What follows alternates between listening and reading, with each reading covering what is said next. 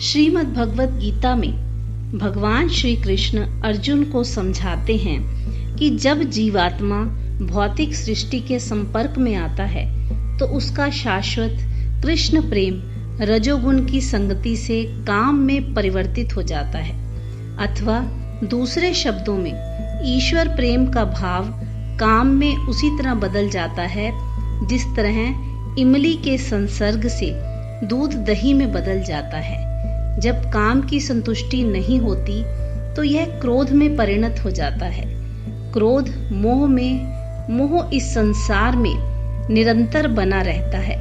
अतः जीवात्मा का सबसे बड़ा शत्रु काम है। यह काम ही है जो विशुद्ध जीवात्मा को इस संसार में फंसे रहने के लिए प्रेरित करता है। क्रोध तमोगुण का प्राकट्य है। ये गुण अपने आप को क्रोध तथा अन्य रूपों में प्रकट करते हैं। अतः यदि रहने तथा कार्य करने की विधियों द्वारा रजोगुण को तमोगुण में न गिरने देकर सतोगुण तक ऊपर उठाया जाए तो मनुष्य को क्रोध में पतित होने से आध्यात्मिक आसक्ति के द्वारा बचाया जा सकता है। जीवात्मा उस ईश्वर का ही अंश है। उनको भी आंशिक स्वतंत्रता प्राप्त है, किंतु अपनी इस स्वतंत्रता का दुरुपयोग करके जब वे सेवा को इंद्रिय सुख में बदल देती है तो वे काम की चपेट में आ जाती है।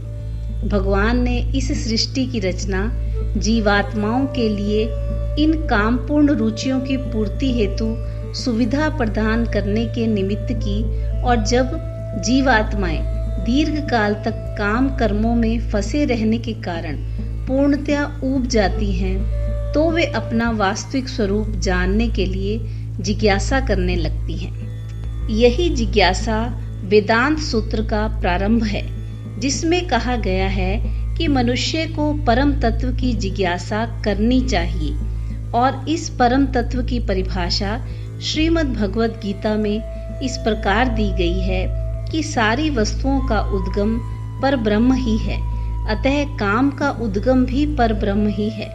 अतः यदि काम को भगवत प्रेम में या कृष्ण भावना में परिणत कर दिया जाए, या दूसरे शब्दों में कृष्ण के लिए ही सारी इच्छाएं हों, तो काम तथा क्रोध दोनों ही आध्यात्मिक बन सकेंगे। भगवान राम के अनन्य सेवक हनुमान ने रावण की स्वर्णपुरी को जलाकर अपना क्रोध प्रकट किया, किंतु ऐसा करने से वे भगवान के सबसे बड़े भक्त बन गए। यहाँ पर श्री कृष्ण अर्जुन को प्रेरित करते हैं कि यह शत्रुओं पर अपना क्रोध भगवान को प्रसन्न करने के लिए दिखाए। अतः काम तथा क्रोध कृष्ण भावनामृत में प्रयुक्त होने पर हमारे शत्रु न रहकर हमारे मित्र बन जाएंगे। जय श्री कृष्ण। जय श्रीमद् भगवत गीता।